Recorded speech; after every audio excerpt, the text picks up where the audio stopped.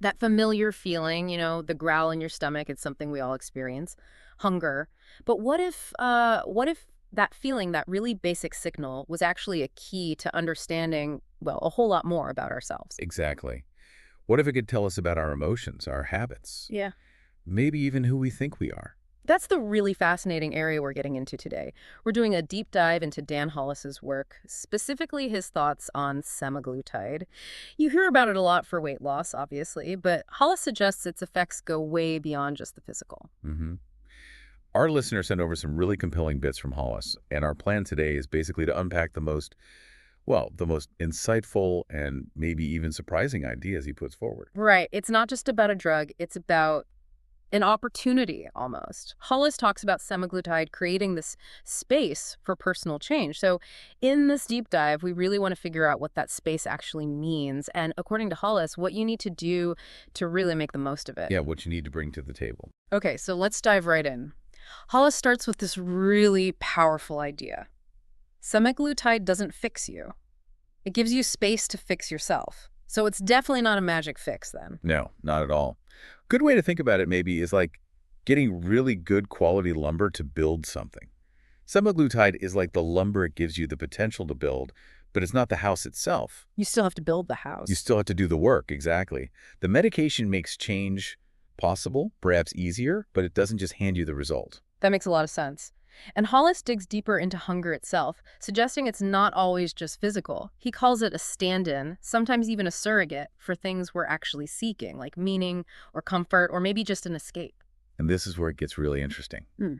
What happens when semaglutide quiets down that physical hunger? Right. What then? Well, Hollis argues that by turning down the volume on that constant physical urge, it can actually reveal these other needs and emotions that were maybe being masked by the hunger before. So they were sort of hidden underneath. Kind of. He puts it this way. When the cravings stop, the truth begins. Suddenly, without that really dominant physical craving shouting all the time, other hungers, maybe emotional ones that you might have been unconsciously managing with food, start to cater. Yeah. Well, they surface. Which, maybe surprisingly, can actually be quite difficult. Hollis warns about potential feelings of, like, grief or disorientation when those familiar food thoughts and routines start to fade. Yeah, that's a really important point. He says, for many people, food was the plan. It was the rhythm. It was the escape hatch. That really paints a picture, doesn't it? How much of our lives can revolve around food. It really does. Think about it in your own day. How many decisions are about food? What to eat, when, planning meals, social events often center around it. For a lot of people, it's not just fuel, it's structure, it's comfort, it's how they deal with stress or tricky emotions. So when that constant is suddenly quieter, it can leave a real gap. Avoid, yeah. That familiar framework just isn't there in the same way, and that can genuinely feel like a loss. Okay, and this seems to be where community and support become really crucial. Hollis really hammers this point home. The medication isn't enough by itself. He introduces this concept of neurobiological scaffolding. What's that about? Well, it tackles that key question. Yeah. How do people make these changes last? Hollis is pretty blunt. Most people don't fail because the medication doesn't work. They fail because they were alone. Wow, that's stark. It is. So neurobiological scaffolding, think of it like building supports for your brain and your habits while you're undergoing this change. It's about creating new structures. Like what kind of structures? Things like new routines, new rituals, maybe finding support groups or communities. Hollis calls them neurobiological replacement structures. And he insists they aren't just nice to haves, they're essential. He says support isn't optional, it's neurobiological scaffolding. So these structures basically provide stability while you're navigating these big internal shifts. Exactly. They help hold things together while you build something new. It's about building a new way of living then, not just changing what's on your plate. And Hollis points out something else that feels really important. Your body changes faster than your identity. Oof, yeah. That one hits home for a lot of people, I think. You see the physical changes, maybe quite quickly, but how you see yourself, those deep-seated habits and beliefs, they take longer to shift, don't they? They really do. It's like your reflection might change, but your internal map, your sense of self, might still be operating on the old coordinates for a while. This creates a kind of disconnect. And the scaffolding helps bridge that. Precisely. That support system, the new routines, they help bridge that gap. while your identity catches up, so to speak, with the physical reality. This all leads to a really different way of defining success in this context. It's clearly not just about the number on the scale for Hollis. No, not at all. Yeah. He says this journey isn't about eating less. It's about living more. The focus shifts, you see, away from restriction and towards expansion, towards engaging more fully with life. So what's the ultimate goal then? The ultimate win condition, as Hollis puts it, is feeling alive enough to stop measuring everything by food. It's about reclaiming bandwidth, finding joy and meaning in other parts of life, so food isn't the main character anymore. That's a powerful reframe. And then he drops this other really profound idea about making it stick long term. Weight loss is biology. Staying there is narrative. Okay, let's unpack that. Right. So the initial changes, the weight loss itself, yeah, that might be largely driven by the biological effects of the medication, the physiological changes, Makes sense. but maintaining that change over the long haul. Hollis argues that's deeply tied to the story you tell yourself about who you are now. Yeah. If you haven't done the work to rewrite that internal narrative, if you still see yourself through the lens of old habits and identities, Then the biology alone might not be enough. You might slip back. that seems to be his point. The narrative, the identity piece, is crucial for sustainability. Which brings us back to the idea that it's not just physical hunger we're dealing with. Hollis makes a clear distinction with emotional hunger. Yes, he says, emotional hunger sounds like a craving, but it's actually a question, a need asking to be seen. A question? Like what kind of question? Well, he points out how often we mistake other feelings like being tired or lonely or maybe just overwhelmed for physical hunger. Yeah. You know that feeling, maybe late afternoon, you desperately want something sweet or crunchy. Oh, yeah. The 3 p.m. slump craving? Right. Hollis suggests that might not actually be about low blood sugar. It could be your system signaling something else entirely. Maybe you need a break or connection, or maybe just some quiet. So we misinterpret the signal. Often, yes. And he notes, when food stops being your emotional scaffolding, you don't just feel lighter, you feel exposed.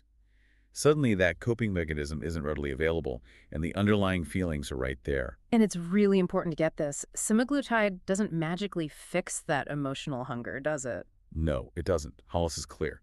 Semaglutide isn't the solution to emotional eating. It's the silence that lets you find one. The silence, so it quiets the physical noise. Exactly. It reduces the intensity of the biological hunger signals, which creates that space or silence he talks about. In that quiet, you have a better chance to actually hear and identify those underlying emotional needs. It lets you figure out what's really going on. Yeah, it turns down the biological static so you can tune into the emotional frequency if you like. He talks about learning to treat cravings differently, too. Seeing them as messengers, not enemies.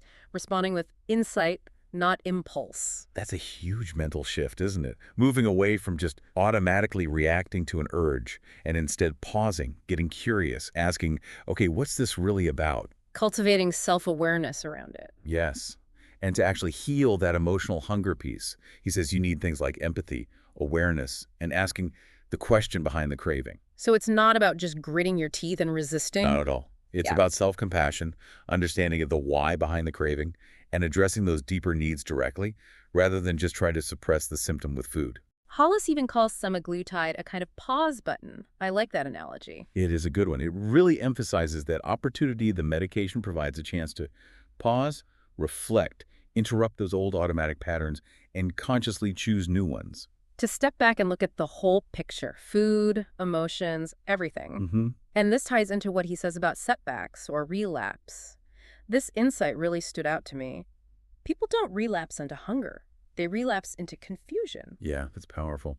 It suggests that falling back into old patterns isn't just about the physical urge returning. It's often about losing that internal clarity, losing touch with the new narrative. Losing your bearings, maybe? Exactly. He talks about needing narrative reassembly and refinding of one's own internal compass. Without that ongoing work on the identity and meaning side, the biological effects might not be enough to keep you on the new path when things get confusing or stressful. So when you put it all together, it sounds like Dan Hollis isn't really positioning himself as someone with all the answers. No, not at all. It feels more like he's a guide who helps people ask better questions of themselves. Right. He's prompting that deeper self-exploration about your relationship with food, with your emotions, with who you are. Which is ultimately much more empowering, isn't it? Rather than just being told what to do, you're discovering your own path. Absolutely. So, wrapping this up, our deep dive into Dan Hollis's thinking really shows that something like semaglutide, while often discussed just for weight, can be, well, much more complex. It can open up this really valuable space for change. But it's clear you have to engage with that space actively. You need to understand that hunger is complicated, be ready for those emotional shifts, and crucially, build that scaffolding, those support systems. Yeah, it's about rewriting your story, recognizing that lasting change involves biology, sure, but also your emotions and your sense of self. It's not just about eating less. It's about, as he says, living more. It's about potentially finding a richer, more engaged life where food doesn't dominate everything. And hopefully, this discussion has given you, our listener, a bit of a shortcut to understanding these layers, maybe sparked some aha moments that go beyond the typical headlines about these medications. Definitely a perspective worth considering. So, drawing from Hollis's approach, here's a final thought for you to maybe mull over. Now that you've considered this interplay between physical and emotional hunger, what might your own unseen needs be asking for? And thinking about that scaffolding idea, what kind of supports might help you build a deeper sense of well being beyond just the physical? Good questions to sit with.